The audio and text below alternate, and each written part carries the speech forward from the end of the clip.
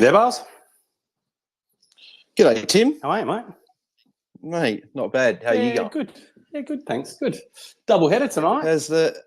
Yes, I know. Still Thursday night footy would have been nice, but that's okay. I guess fantasy coach didn't have to stress about trades last night. They got to stress about them tonight. So, but yeah, mate, how's the week been? Yeah. Preparing for the weekend, if I can get my words out correctly. Bit of a quiet week on the old fantasy front. Not much news. Then a bit of obviously stuff started to drop yesterday.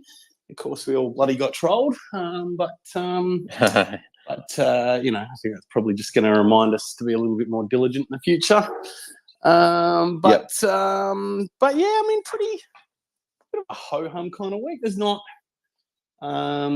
I don't know. I don't feel like there's a lot of drama for me. I feel like my trades are pretty easy. Well, not easy, but like there's not straightforward. Not a lot of other options. So yeah, I don't know. It's been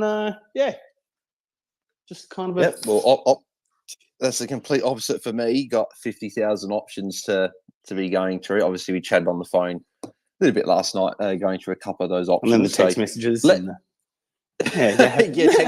The flight over to Perth, so we can have a meeting for the team. But yeah, so well, let's go straight into our trades then. What we're looking at doing, and then we'll speak about a couple of key issues, get some few coaches to join us and answer some questions, and then obviously leading up to lockout, which is it's half an hour before earlier. Before we talk about trades, though, Bars, the big news. Yes, we got top of the table clash this week. Top of the table clash. Yes, I know. And the Content Creators Cup, it's you, the Guesties Gerbils, up against Statesman. Statesman, yeah. Big clash. So, how are you feeling heading into that one? So it's probably one of the bigger games of the season. Oh, look, it's a big game up against a big player that's had a lot of experience at the top. So, it's probably a little nervous, but just trying to play it cool, and we'll just see how we go.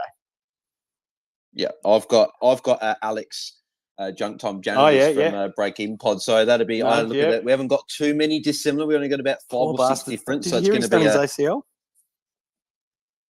No, that's a Nug. I think that was Matt. That is. I'm pretty sure Junk Time is Nug, right? No. Is it Doe? No, Junk Time's Alex. Yeah, Doe. Doe is. Yeah, get them mixed up, mate. Well, they haven't got their bloody names on there. Like, it's not like, Junk Time Alice is Doe or Nug or whatever it is. So, trying to figure it out.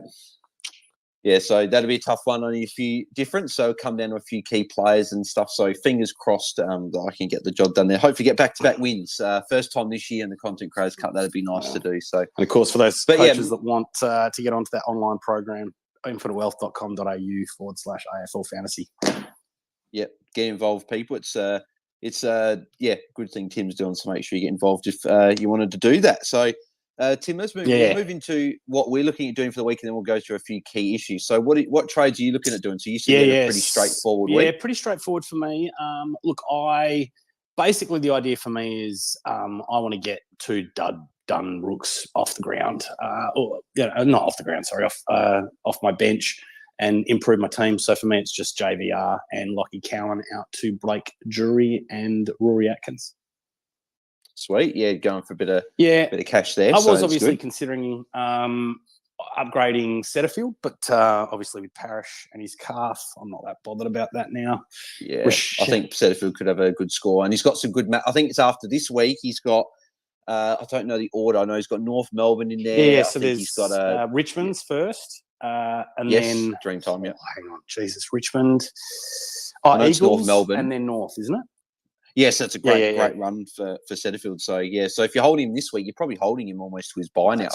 It's probably good. It's actually probably a blessing for those coaches with Setterfield being able to hold him now instead of not having to worry about it. Even though he may drop cash, but if he goes back to back hundreds or 110s, then all of a sudden he's going to maybe start going back up again. So.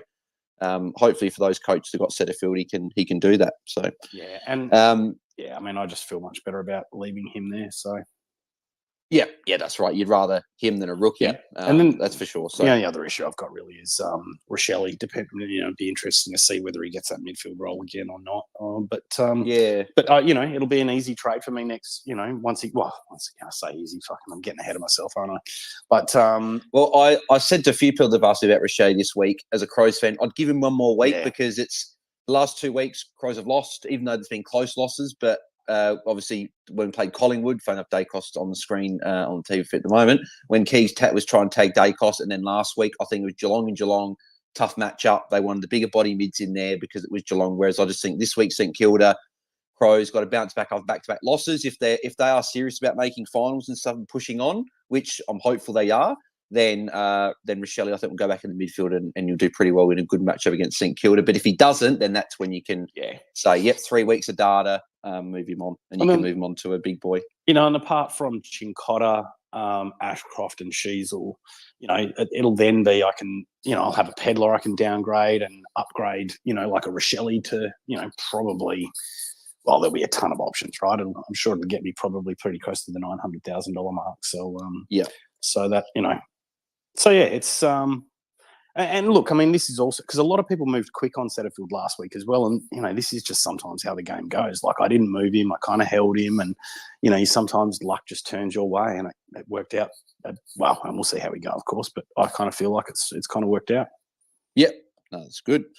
My trades, I've got 3 options, so we'll quickly do this. We're not going to spend 15 minutes with my trades because we'll get into questions. But the 3 options I've got is the one that I was talking to you about last night, is going a Lockie Cowan up to Atkins and then going Chandler down to Dylan Williams. So you're sort of doing a bit of a shuffle, but you're getting a rookie off field because Cowan was on my bench. So you're essentially doing Cowan to Williams and then going Chandler down to Atkins.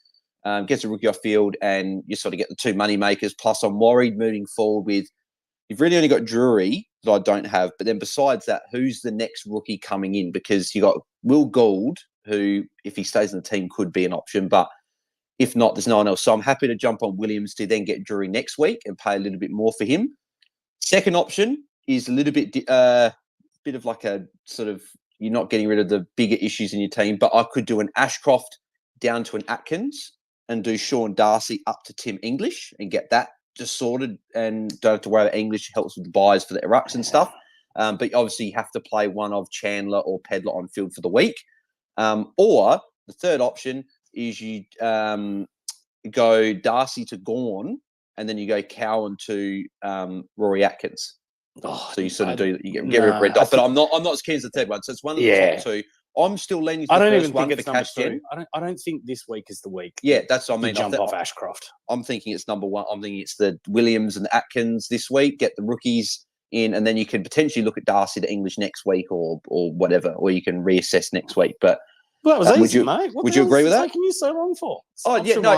I just thought, I thought I'd bounce off. No, I'm joking, mate. I know what it's like, right? You sit there and you're, what if this and what if that? And oh my God. Because I'm thinking, I go Ashcroft down, you get a rookie off field, you get Atkins in, but then I can also get English in, and he's good. Yeah. But then again, it's like Darcy's got a pretty good matchup this week against Sydney. Hickey's back in for his first game for the year, but I just think Darcy could probably run him a bit ragged first game for the year for Hickey. So he should put up a solid score. And knowing my luck, obviously bringing in your Toot Millers and your Jack Steels and your top priced guys, I bring him in, they go crap. I'll probably bring in English, and he'll probably drop his first sub 95 score. And everyone's thinking, yeah, thanks, Bales, for bringing in him. You've ruined him. So actually, Dacos is the only one that I've brought in that's actually gone big. So in one of the things that you did say before was about what rookies we got the following week. So that's probably the first. We'll talk about that issue first, because we got that, and then we got a couple others, and we get the questions. Is that rookies?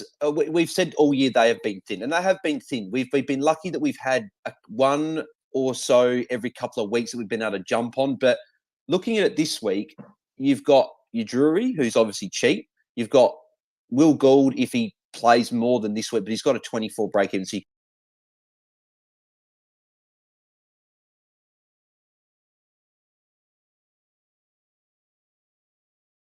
when these rules are going to come. So that's why when these rules are going to come. So that's why. What are your thoughts? So what are your thoughts on coaches paying up for a Dylan Williams instead of a Drury to make sure they get that cash gen continue. What are your thoughts on the rookies? Yeah, I like that. I mean, obviously he's expensive, so it's all about what you can do on the other end. But if you can, if you can make the trade that you want to trade and get deal will, then I think that's a good call. If not, you get Drury. And then the person I've got my eye on for next week is Matthew Johnson. He'll be back from the suspension. And he looked like he was starting to get a bit of a roll there, and he looked good. He looked good. Yeah, he looked good early, especially against Brisbane. Obviously that tackle, and then obviously got suspended. But he's still 280, right? So he's still not cheap. Yeah, but so and you never know. We might get, and then I tend not to try and look too far out when it comes to looks because you just don't know. I mean, we've got, what is it? Isn't there two debuting this week? O'Donnell and Fleeton. Obviously next week we'll know whether they're any good or whether they've got any job security or not, because I don't think prior to this time I haven't heard of either of them. Yeah.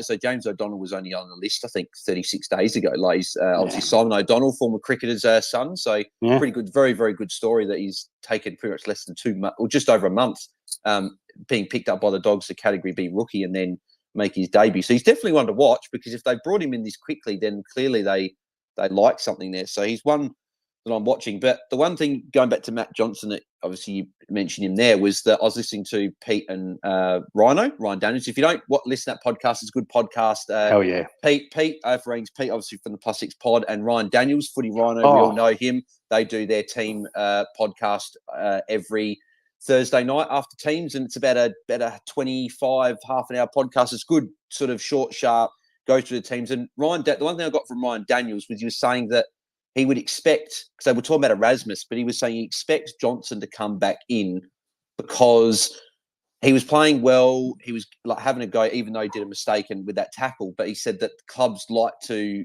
bring a guy back in after that, saying, we've got you back. Like, don't sort of feel bad for going in hard for the ball. You just made a bit of an error with the tackle. So I expect him to come back in because he played well. Caminiti is an example of that. He comes straight back in after his 3-week suspension. So you're pretty happy with that, mate? Another red dot turns to green? A red dot turns to green, mate. Love it. And then maybe a Chesser turns to green next week. Yep. Hopefully. I hope so. And then maybe our benches are not looking as bad as what we thought. Well, yeah. So with the trades, well, I'll be interested to see what your bench is doing. But with the trades that I'm doing, the Atkins and the Williams switch, I've only got the one red dot on my bench, that being a Johnson, who I'm hopeful comes back in next week, and then Chesser, who's a emergency. So all of a sudden, my bench is looking like really good heading into the buys. So that's obviously what I'm trying to attack. I want to make sure that I've got cash on the bench and I've got green dots playing heading into the buy. So what's your bench looking like, Tim? Yeah, so with my trades made, let's say my trades are done, I'm left with 3 red dots. So Chesser, he's an emergency, could be a green dot next week. Heath, which, that's just my loophole sitting in the ruck. And then I've still got good old Bodie Uland. Yeah. And I don't know if he's come back in. Nah, I don't think he's going to be coming back. But, some of these rookies that have only made a little bit of cash, sometimes they're just left sitting on your bench for a while. Yeah, well, I've actually got to lock my trades in tonight. Just quickly lock them in there because doing counter Atkins, I need the money from Chandler down to Williams. So I could just do a bit of DPP switching, actually, but I can always update the trade because I'm not switching anyone around. Should we get into some questions for peeps? Yeah. So we got people to jump on. Who wants to jump on? Liam's there. So if any of you boys want to jump on, then feel free to put a request in. And we'd love to have you on, Rids. Yeah, Rids, if you want to jump on, anyone, feel free to put your request in, and we'll get your opinions on the big issues of the week. So the first thing I'll do before we get into questions, though, is the 2 players that people are still talking about is the Gold Coast Suns, the Rat Pasta, Fiorini and Rory Atkins. They're the 2 players people are looking at. What are your thoughts on coaches still of them? So because we had a question. You know what my immediate thought was? What? Do we really have to talk about this? Like, hasn't this just been talked about all week? I was going to say, Moon Boy said on YouTube, he said Atkins and Fiorini essential. So do you think, I don't know if they're essential, but you'd probably agree that they're still good picks for the value and the good buy? I think it depends on different coaches. I think you are better off going, if you can do rookie upgrades, you're better off doing that to primos. But there's for many coaches that, we're a bit dry on cash because we've got some, spud rookies that haven't really made a lot, and we've been focusing on and, kind of getting rookies off field as well. So I think for people that are a bit short on cash and trying to focus on getting kind of rookies off field, I think these players have become really, really good stopgaps. Obviously, things like buys, things like the matchup this week. Fiorini, I think most have probably got him in by now, I would say. But yeah, I think there's just as strong an argument to sit there and, like there was earlier this week when it comes to like a Rochelle or a Setterfield or, maybe a McGrath or some of these other spud mid prices that you might, it might be far better to go them to a Brayshaw or them to a Mills, which I think are two, outstanding picks this week. And I think you go those guys before you go a Fiorini or a Ratkins. But, while I could get there, it does damage to my team. Like, it doesn't really improve my bench or anything along those lines. So it's really not a viable move for me. But yeah, I think for coaches that can, that's the move to make. Well, this is a good first question. So Moon Boy follows up with that and says, fix rookies and get 29 dots or get in Mills or Laird for a rookie. So I think for me, that's a very easy answer. I think you get Laird if you can get him because you're getting a top 8 midfielder and you can fix your green dots and that as we get closer to the buys. You don't have to fix them now. It's good if you can sort of fix them but still do that as you're doing and I'm doing. We're fixing a red dot. We're also doing a trade on the other end that's actually improving our on-field scoring by getting an Atkins. So are you still thinking that that's the play to go and get a Laird or a Mills if you've got the opportunity to get them? Yeah, look, I think once again, sometimes we overcomplicate this game. It's all about points on field. Like ultimately that's got to be your number one priority. Now there's other things you've got to consider, and as we start to get red dots and as we start to get rookies that haven't made much on the bench, we have to, start to point our focus towards, okay, shit, do I need to fix something here? Or shit, do I need to start correcting my buy structure?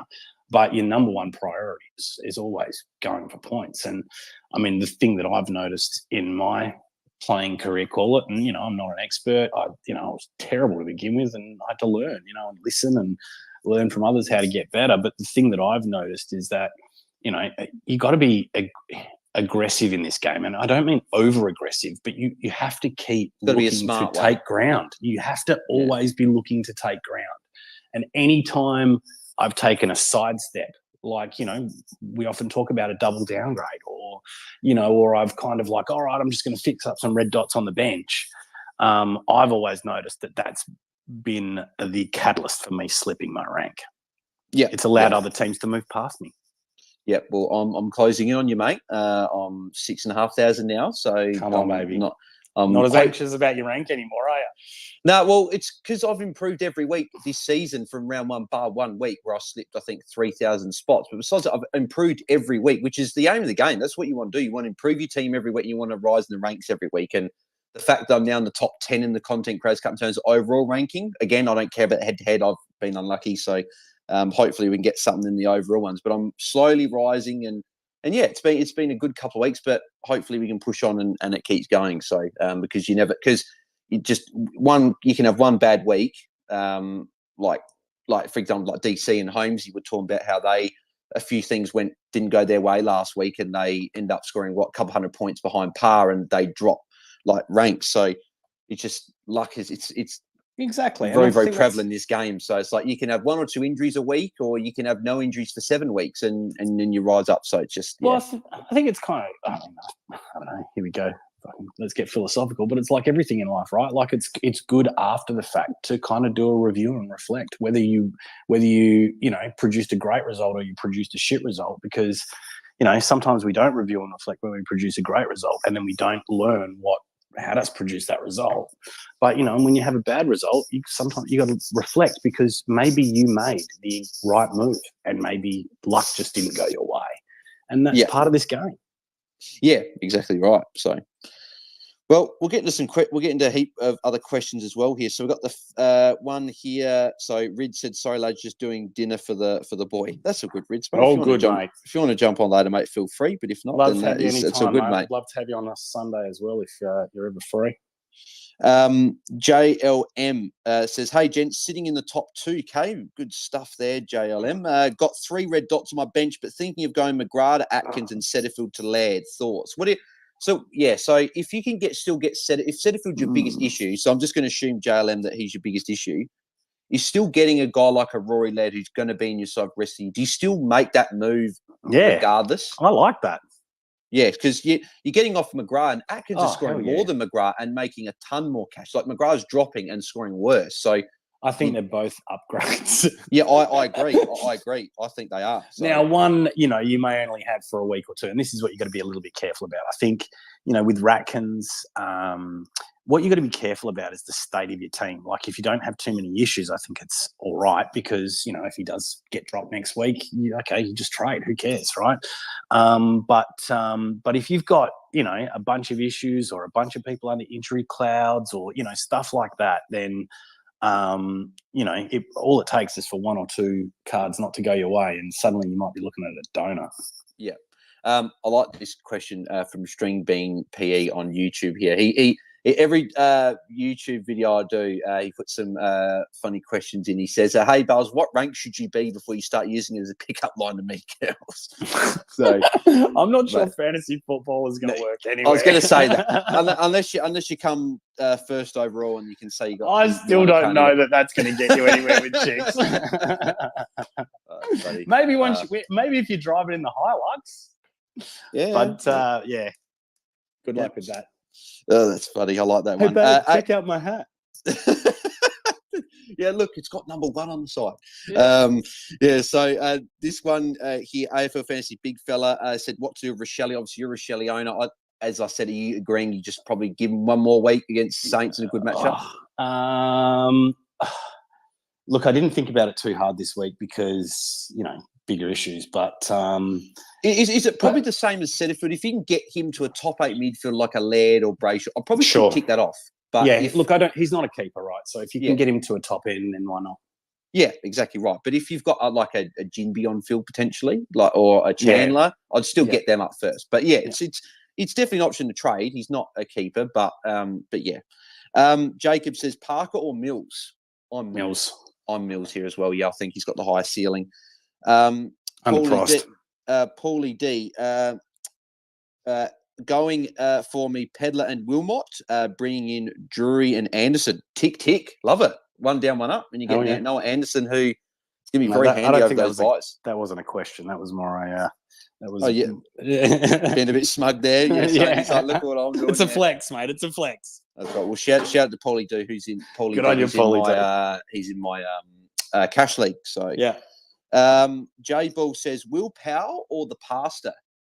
I'm still Fiorini, I think there. I think he's got more cash to make. You save your 50K, which could be handy in upcoming weeks. So I think I'm Fiorini with the high ceiling. I'm still not sure with Tom Power. Will Power. Did you see Dossie's message? I did. I saw it pop up, but I was about to read Hey, lads, could you please discuss me cluggage, but only provide positive reinforcement? Cheers. Well, I think the positive about cluggage is he's cheap. There you go. He's cheap. And Dossie recommends him. There you go. Yeah.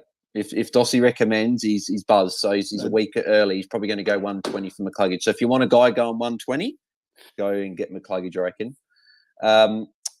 But yeah, so Will Power or the Pastor? Are you Fiorini? Yeah. What is Will Power priced at? Will Power's about, I think, 656. So break about even 50K. Yeah, I'd probably go Fiorini, I think. Yeah, break even in the 30s. I guess if you want the better, I haven't looked into it, but I just feel a bit better with Fiorini over Power. Yeah, I'm worried that I don't know why. I'm just worried with Powell. They've got 3 games in a row at the Gabba, TIO, then TIO, and Pete and Jet were talking about that, and that scares me a little bit. Being in those dewy conditions for 3 weeks in a row. So, and Weller's going to come back at some point. So yeah, I'm not sure. Yep. I think I'd go Fiorini. Pastor. Yeah. If you're not sure about both, just go the cheaper one. I think. Corey Blackledge, Cam Fleeton. I saw he made his debut. I know my think it was, 3 years ago, my mate, when he gave up on fantasy, brought in Cam Fleeton on his bench and said, this guy's never going to he probably won't get a game. And now he's playing. So it's quite funny. But yeah, Cam Fleeton and Butters in, Philippou and Hollands. Sorry, out. can you say that again? Sorry. So he's going Fleeton and Butters to Philippou and Hollands. Sorry, hang on. Fleeton and Butters in. Yeah, I'll read it the other way. He's the other way around. Philippou and Hollands out for Cam Fleeton and Zach Butters. Or would you do Rivers to Atkins and Philippou to Fiorini? I'll probably do the second one. Yeah. I know that you get Butters. I didn't really like the first one. Yeah, I don't like the fact you're getting Fleeton. Again, you've got to wait a week for him. Yeah. Do we know he's due? I was actually that's why I didn't hear, is because I was getting into fan footy to have a look at his junior numbers. Yeah, I'm not exactly sure. I don't know too much about him, but yeah. No, nothing there. Yeah, I don't know. Yeah, look, I haven't looked into him, and normally you want to wait a week. Yeah. Not a fan. Brendan McKay's got this one on YouTube. He says, do you guys think Gorn will get forward status? When's the next DPP allocation? So the next DPP allocation's post round 11, so ahead of round 12, which is really, really handy because that's just before the first bye week. And I do believe at this stage, Gorn is tracking quite well for forward status. So he could potentially be an option that you could look at getting. So I know that Ridge was talking about on the coaches panel that for coaches out there that have got a Laddams, for example, or a Draper or a Ruckman that they're looking to move on, of going a Max Gorn this week. So let's say you got Marshall and that other ruck, going that ruck to Max Gorn this week, getting that round 14 bye, because at round 12 you can switch him in your forward line, bring in English, and then you've actually got two rucks playing each of the 3 bye rounds. So I don't know what your thoughts are on that. Well, once again, aren't we a bit stacked in the forward line? Well, yeah, especially because it looks like could be 3 huge DPPs for forward line in Max Gorn, Sam Walsh, and Christian Petrarca. They're all tracking along like they could get it. Yeah, so I'm not sure. Like, if Walsh and Petrarca get it, they're top 3 to 88, 100%. So look, based on how he's been going over the last 3, he's probably got about 5 points underpriced. It's more It's more that you could have that cover in your forward line for a ruck in the back half of the year. But I mean, if one of your rucks goes down, they're priced so well, won't you just?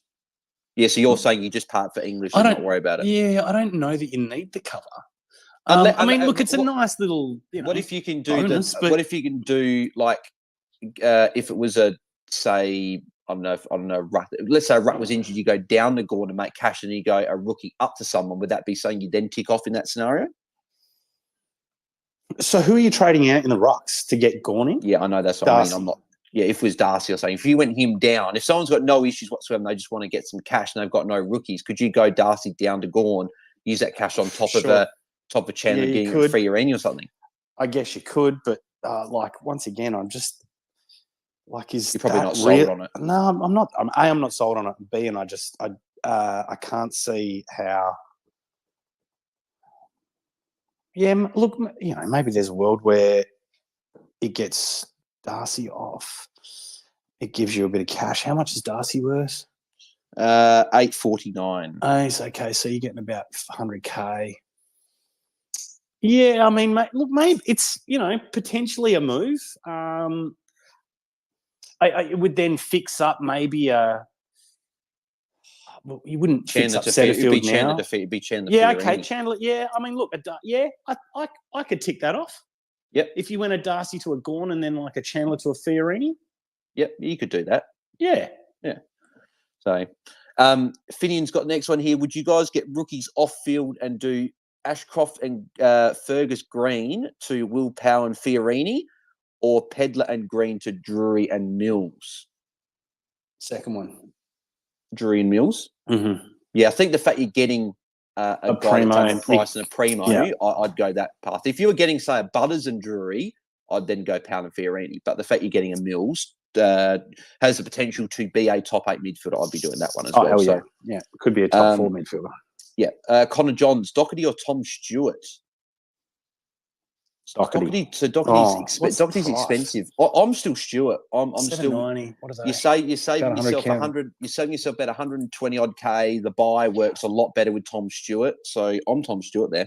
Yeah, look, I mean, I wouldn't be opposed to going Doc just because he would be unique. Yes, that's right. If you had the cash, if it didn't mess up your trades for next week, but once again, I think it's a bit like the Brayshaw Mills calls this week. I think we still want to be hunting value. Yep. Sean Campbell, should the fact that Gordon will probably go up in price another 40K this week be a motivator for trading him in? No. I'd say no. The reason you'd be bringing Gordon is if you believe he'll be a top 6 forward. So if you don't have Mills, I think saving 40K and grabbing Mills is probably a better move. Because there's no guarantee. Like, Gordon's been good, right? Like, he had that one big game. He was solid enough before then. But if we do get these DPP additions, there's probably not locked in that he's going to be a top 6 forward. So I get the feeling that most coaches they're pretty stacked in both their defensive and forward lines. So that's why a lot of coaches are looking for Mills this week and a Parker and a few cheaper guys because people are looking in their midfield. So, and if you want to listen to one of the best in the business, Jeppa talks about how the difference between rookies or underperformers in that mid line and the top performers is much bigger than the other lines. That's where you can make the much bigger jumps in terms of points difference every week. So yeah. That's where, look, it's been good so far for us to jump on these forwards and defenders because they've been underpriced and valued. But like, we're now getting full up, and unless there's someone that offers, outstanding value, you want to be looking at now, how do I separate myself from the rest of the pack in the midfield? Yeah. I mean, I don't know about you, but when I look at my midfield, I've got Bont, Green, and then Setterfield. Yeah, so whereas mine, I've actually got a pretty strong midfield. So I've currently got Taranto in my midfield because I've got 5 premium forwards in Dunkley, Rosie, Goulden, Zeeble, Sheasel. But I've got Taranto, Tom Green, Marcus Bonampelli, Rory Ladd, Jack Steele. So I've invested a little bit more into the midfield because I was already down in the rankings a little bit to start the year. So I thought bringing in those primo mids a little bit earlier will hopefully give me that leg up to try and get back in. And that's right. I've risen 17K in round 3, now up to 6K, and it's round 8, but after post round 8. So pretty happy with that jump. And don't get me wrong, I didn't expect Tom Green to be averaging 120 and be my second highest priced midfielder, but behind Taranto, who's a forward. But yeah, he's been great. So yeah. Zach, should I go McGrath and De Goey to Atkins and Goulden, need a forward mid and fix my mistakes, or go Hollands and Ashcroft to Atkins and Fiorini? To be honest, I know that we say rookies off field, but McGrath and De Goey have been that poor. Oh, I know, yeah. I'd probably be going to get Atkins and Goulden there. Start enjoying your life. Yeah, would you be doing that, or would you still be keeping McGrath to go and getting rookies off field? But then again, Hollands and Ashcroft are performing probably just as well as De Goey and McGrath lately, and they're making cash. This is a really tough call. I think it also depends a lot on where you're ranked as well. It's a good question. I favour getting rookies off field in most circumstances and holding on to these shit mid prices. That's how. I mean, I was going to hold a Setterfield this week for exactly that reason. I wanted to focus on getting rookies off field, and I guess for me, I think was that DT Lemon a couple of years ago, like that. He literally didn't make any sideways. He just kept on, and he ended up, with a huge team value and stormed at home and finished third or second or something along those lines. And that's always really stuck with me. And it's always really stuck with me as well that when I haven't done that, that kind of one up, one down, where you can, I've always gotten caught out. So, I learning, from those learnings, I try to typically get your rookies off field. But, like I said, there is some variation in that depending on who the rookies are, depending on their matchups. Sometimes you can also, run the gauntlet, in a week, and about 50 from a rookie is okay, kind kind of thing on field, you if know? If you can then get a premium that's going to go 110, 120, potentially even be captain option, then that can put you in the plus there. So, and that's why I like looking at the trades of mine, doing the Atkins and Williams. It's like I look at it and I'm thinking, I'm not making a huge upgrade on field, but on the other hand, I'm like, well, it's two trades where I'm getting a rookie off field for Atkins. I'm preparing for the buys in terms of getting these guys that are making cash, because there are going to be coaches out there that are going to have really like not much cash on the benches at all. Whereas hopefully I'll have cash where I'll be able to do 2 down, 1 up and be able to get big primo after big primo on the buys. So just go back to this guy's question. What was the question again? So he said, should he go McGrath and DeGoey? So McGrath and DeGoey have been very, very poor. To Rory Atkins, who's making cash, and then Errol Goulden, as he needs a mid forward, and fix that's fixing those mistakes there. Or would you be going 2 rookies in Hollands and Ashcroft to Atkins and Fiorini? Yeah, I like the first one because I think Hollands you can hold for a week. I'd be happy to play him on field. And Ashcroft is probably a bit the same and as well. Ashcroft, I'd be happy to play him on field as well. So, yeah, I'd go the first one.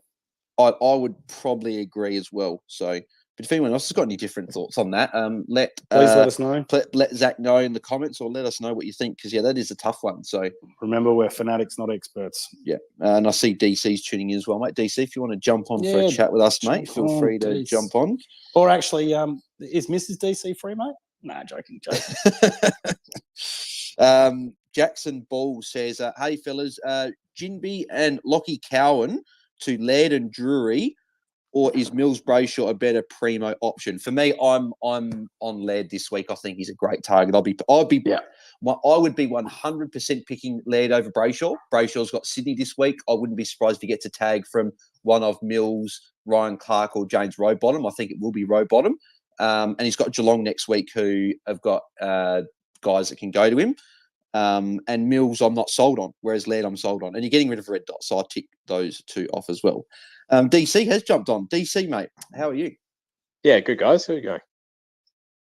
Yeah, good, mate. Prepared for the weekend coming up?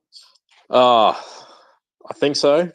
But if you ask me in a couple of... looking, mate? They haven't changed. I'm holding strong with the plan to still trade Ashcroft, which makes me very nervous. So we'll see how it goes, and bring Atkins in tonight. So that's obviously a risky play as well, but I kind of figure I haven't got a lot to lose at the moment with my current ranking, so I may as well throw up some slightly risky plays. To the wind, yeah, exactly. Yeah, risky plays, and hopefully a few come off. Yeah, that's exactly right. But I want to get your thoughts on that question we just had before. So the one from Zach saying, should he go McGrath and DeGoey to Atkins and Goulden and fix those mistakes, or go Hollands and Ashcroft to Atkins and Fiorini? Are you agreeing with me and Tim that you'd fix McGrath and DeGoey because of how poor they've been, or would you still be keeping them regardless how poor they've been and fixing those 2 rookies up?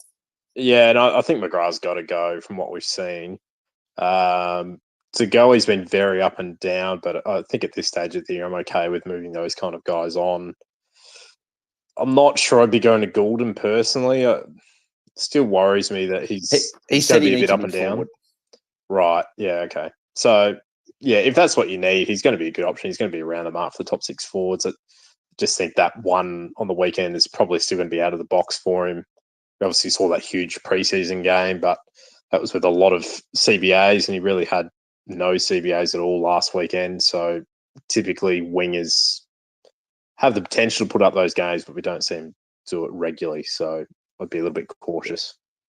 I'm assuming that he's already got Rosie, but because it says PAFC, so he's a Port fan. But if he doesn't have Rosie, I'd assume we'd all say that you'd be going Rosie over Goulden. Yeah, with Goulden at 843, he's probably got a couple of options there. So have a look at your options. I'm not thrilled by the Goulden option, but I mean, there's plenty of cash there, so surely you could find a good option.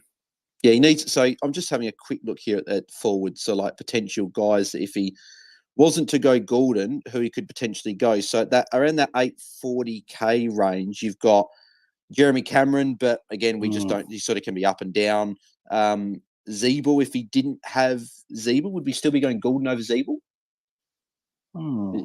Yeah, probably. Yeah. Yeah. And then Bailey Smith is one there. Would be going Bailey Smith over Goulden.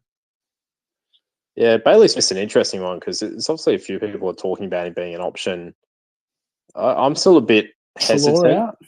Yeah, well, that's probably the kicker, isn't it? Like if he moves inside with Treloar out, I'm absolutely on board with that. But the fact that he still had no CBAs last week is a concern to me. We're not seeing the same really high time on ground we saw last year when he scored really well, and he's not getting the CBA. So they were the two factors that led to that huge start to the year last year, and neither of them are happening. So I'm a bit cautious about whether we're actually going to see that really high level premium. He played more of a wing role, wasn't it? I didn't watch that game, but yeah, I'm assuming it's either wing or half forward. Yeah, watching that game, it looked to be a bit more like that. But if anyone takes anything out of note from where people are named in the team, Bailey Smith is named as the first on bowler. So if that's there you go, jump on.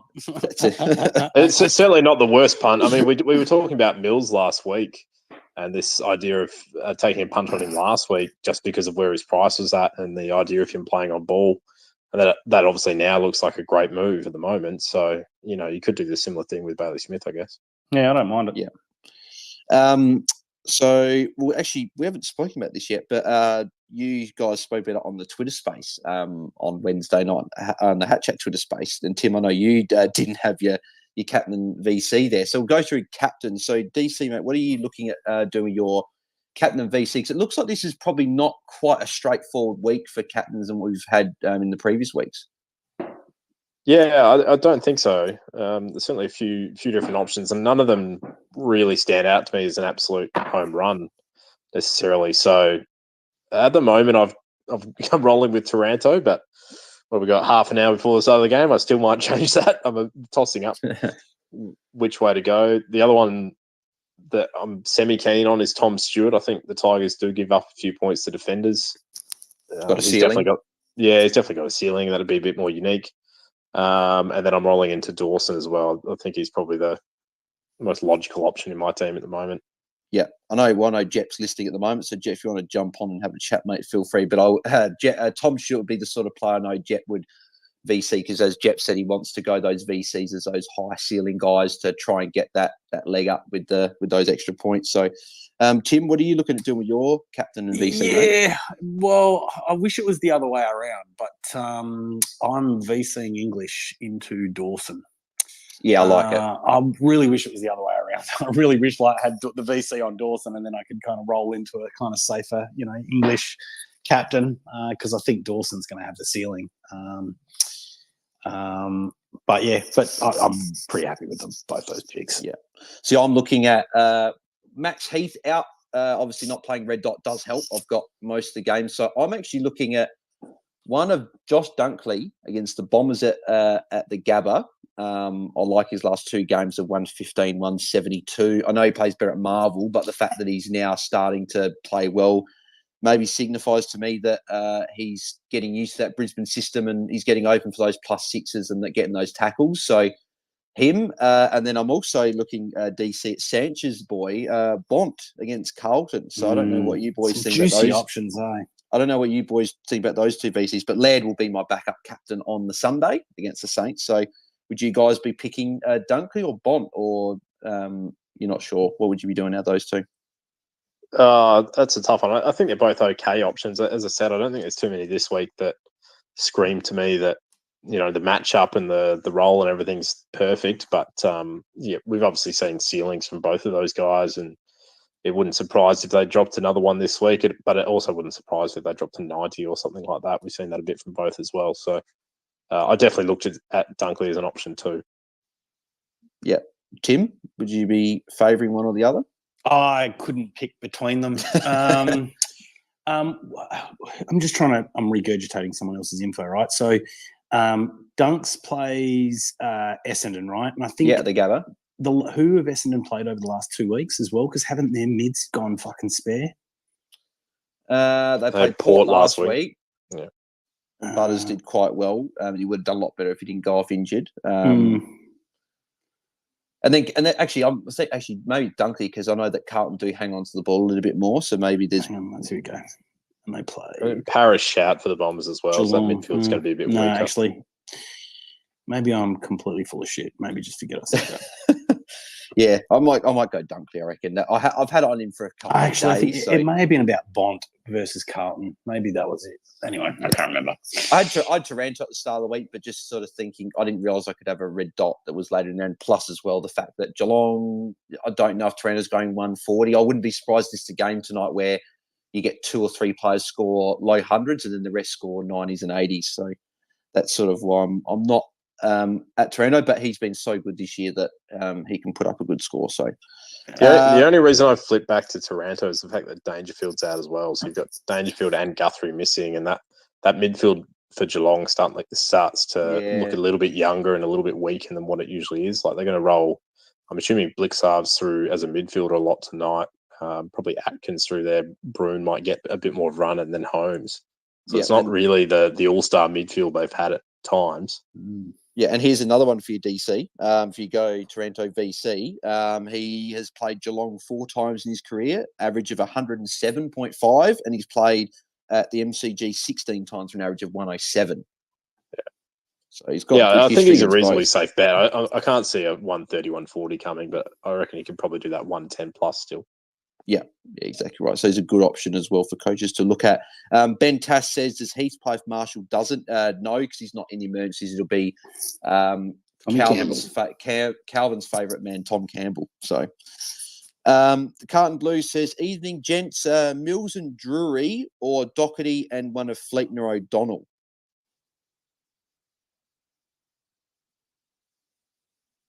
Sorry, what was that, mate? Yeah, read those names again. I said Mills and Drury or Doherty and Fleeton or O'Donnell. Mills and Drury. Those two. Mills and Drury. Yeah, you don't want to go Mills the and Drury. untested rookie. Yeah, I'd agree. I'm still Mills and Drury as well. Jared H, what do you guys think about Erasmus? Anyone keen on Erasmus at just over 400k? In draft, but not here. Not close. I'm somewhat keen, but I think I'd like to see another week. I'm worried about Johnson coming back in and him getting pushed out. I think he's been better than Johnson from what I've seen. Okay. I think he's a better player. So I was surprised that Johnson got to go before him. But yeah, at the SCG this week, they obviously had a soft matchup last week against the Hawks. I'd like to see how he goes this week against a tougher matchup. But he had a lot of tackles last week, which is always a good sign. It would suggest that if players are tackling well and showing defensive intent, they're probably likely to stay in the side. So, I'd be keeping him on the watch list, but I'd be a little bit worried about jumping this week. Well, as you said, DC, if you wait 1 week, Johnson comes in and Erasmus holds his spot, then you probably feel a bit more keen about jumping on him next week because you've got that assurance that he's in the team with Johnson. So, yeah, and his price isn't going to change quickly because he's got that sub score in there. So you can actually just watch him for another week, I think. Yeah, exactly right. Jacob says, Bell's the man. Thanks, mate. Appreciate the support there. Rat coming in this week to complete the pasta combo. Would you suggest having a roll on Fleeton or O'Donnell over Sharp to save 46k for next week? So I'm assuming you've already got Drury there, Jacob. Would we rather Fleeton, O'Donnell, Sharp, or I'll even throw a guy like a Will Gould into the mix if those 4? Is anyone keen on any one of those 4 over the other? Sorry, mate. I wasn't listening. I was looking at my draft side. At least you're honest. Yeah.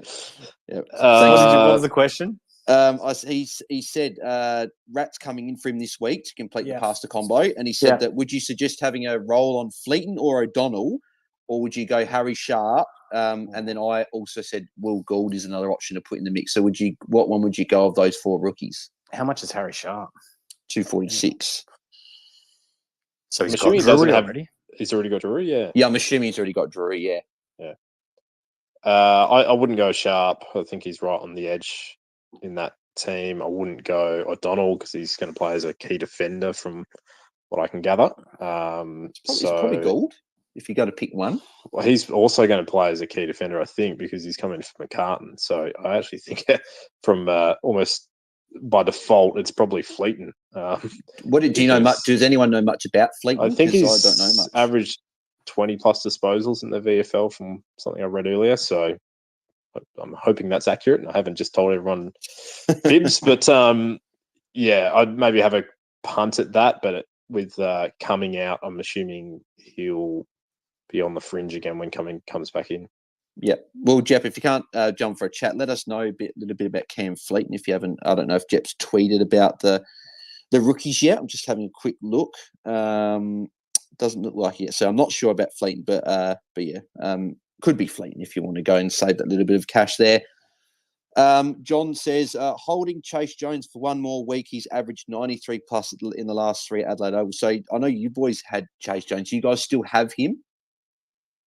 No. Yeah, I do. He'll probably be going for me this week, unless I change my mind in the next 20 minutes. Yeah. So I think he's still a player that you can still get rid of. I think if you've got nothing else to do, but he's got a good matchup this week, so it could go well. Charlie Bodchick on YouTube says, Bales, I'm doing Wagner to Drury and Setterfield to Shaw, not holding Setterfield with Parrish. He'll drop cash and want to get off. So I'm fine getting off Setterfield, but what are your thoughts on Jaden Short? Because from what it sounded like, I didn't watch the game, but it sounded like Jaden Short went back a little bit into the midfield mix. Yeah, he had a bump in the centre bounces again, so there's obviously just a bit of uncertainty there over what his role is going to be, and he's probably not a lot of value if he's going to be playing through the midfield. We saw last year that kind of tempers his scoring a little bit, so I'd be a little bit cautious about jumping on him at that price if he's going to be playing midfield. I'd probably go, if you don't have a Mills, I'd go Mills over a Shaw, I think. Fleet, and I've just done a bit of Googling about him. I've only got stats from 2019, though, which, but he did average 9 kicks, 7 handballs, 3 marks, and 2 tackles a game. It's 197 in 2019. Yeah, in 2019. So really, mate, I averaged about 40 with the bat in 2019 as well. I feel he's got a run since. So yeah, I'll keep Googling. VFL stats, maybe this will be it. So Porter Dennis says Ashcroft and Davey out for Will Powell and Dylan Williams. What are our thoughts on those 2 moves? That's probably not enough of an upgrade from my point of view.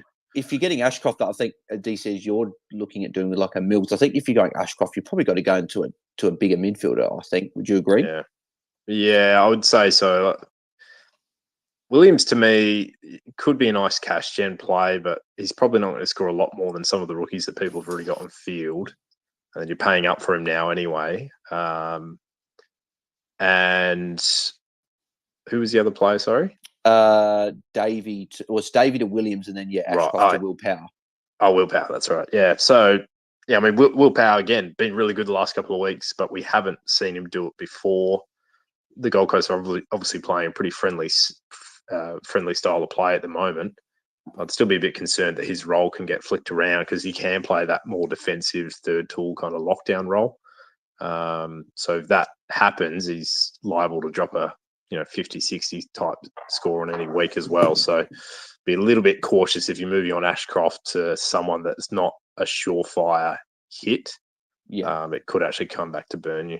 Are you worried about his matchups, DC, moving forward? Like, not the matchups per se, sorry, but the venues. He's playing, I think, at the Gabba against Brisbane next week. And then he's got 2 games back-to-back up in Darwin, which may not be conducive to maybe that chip mark game that he's used to. Are you worried about that, or is he still, you're not too concerned with it? A little bit of a concern, but it's probably more his price. It's just quite awkward. I think he's about $650, isn't he? Yeah, $656. Yeah, so he's really got to be averaging 90, I would say, over a period of time to be a decent pick. And because of that round 13 buy, to get full value out of him, he needs to be in your team until round 15. So I'm just not 100% confident that's going to happen. It very easily could do. It could be a smash pick, and he's a top 6 defender for the rest of the year. Like, that's in the realms of possibilities. But he could also go back to averaging less than what he's priced at if he moves into that defensive role. So I'm just a bit cautious about moving on someone like Ashcroft to a player like that we haven't seen it from him before. And his role's potentially a little bit flexible. Yeah. Connor's got this one here. Sorry, Bales, I've got a bit more info here, man. So and I'm mindful that this might excite some coaches. So his last his games this year. He did start this year. He's played halfback.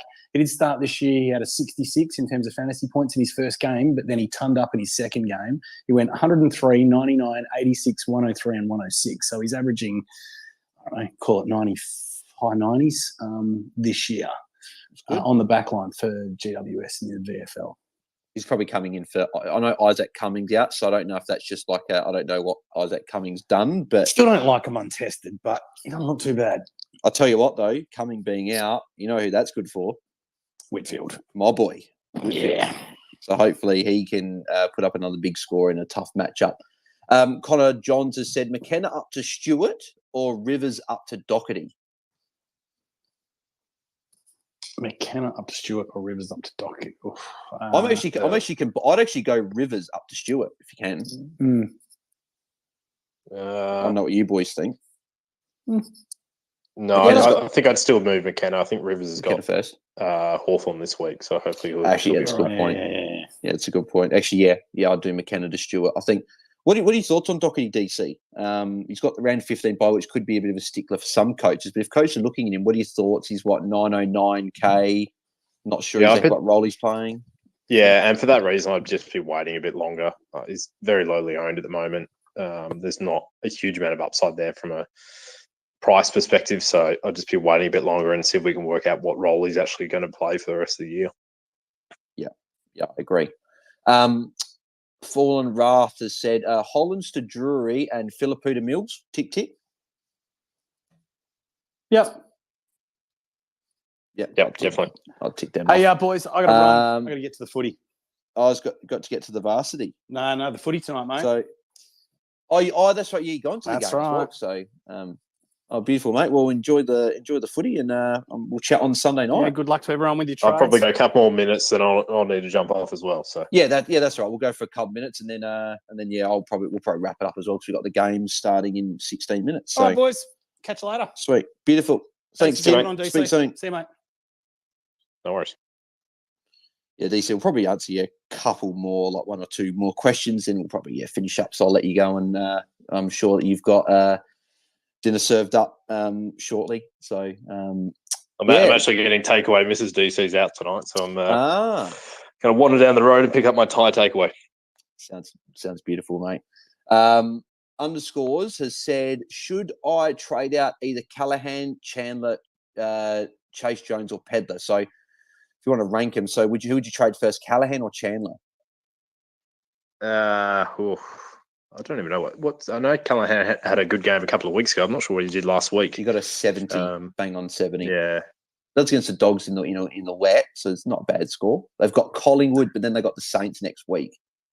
Yeah, I'd still probably move him on. I think that whatever cash in he's made has been good, but he's probably nearing the top of his price. I actually find these questions really tough because to me they're all slightly different prices. So if it's affecting who you're getting with the trade in, that's the important factor there. So if you can get to a better player by trading Callahan, then trade him. If you can get to the same player but keeping Callahan maybe. And moving off who you think is going to score worse this week, then do that. But I don't really have any issues with trading any of them, to be honest. Yeah. Well, let's assume that he is getting the same player for all four. Would you be trading Chandler before Callahan if you can get Chandler the same player?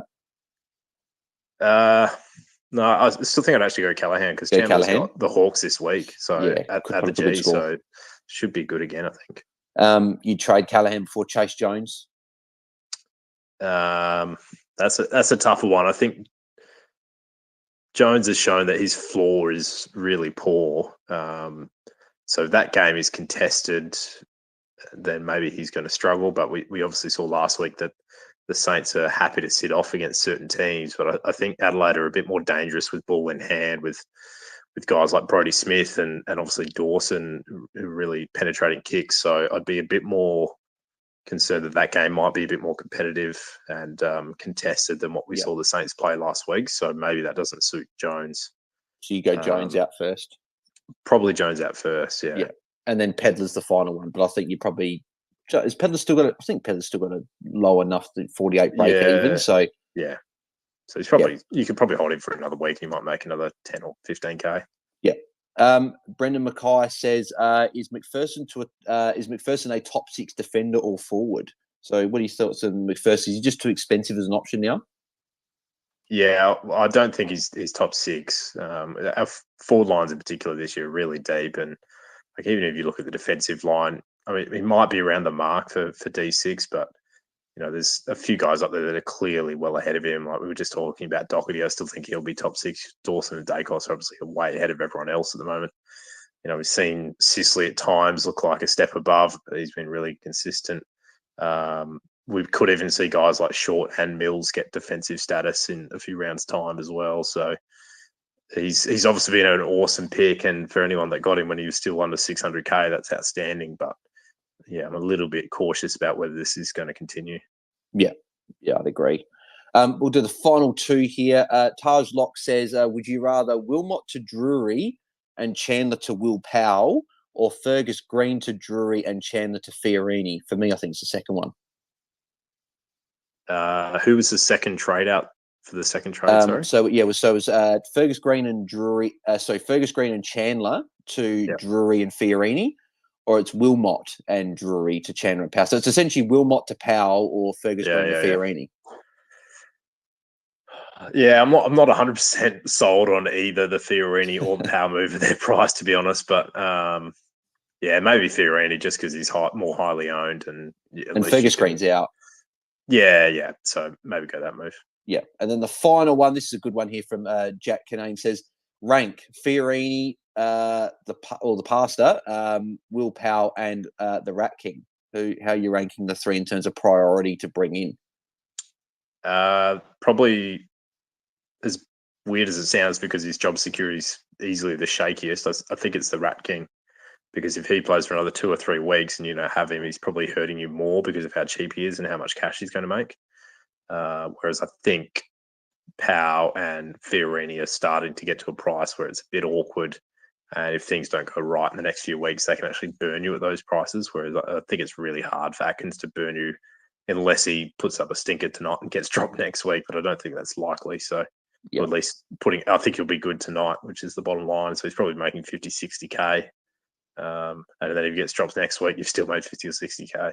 That's right. Yeah, he's going up a lot more than some rookies are. So yeah, I like it. So beautiful. All right, we'll wrap it up there as well. Apologies we didn't get to all the questions. There's plenty of questions coming through. So if you want other questions answered, I am doing a little watch along on YouTube for the Richmond Geelong game. So if anyone wants questions answered, head over there and I'll answer them there. But DC, mate, thanks for jumping on to Twitter Space tonight. Where can people find you on Twitter and the Hat Chat Pod, the Twitch stream, and which might be back next week, and then the Twitter Spaces?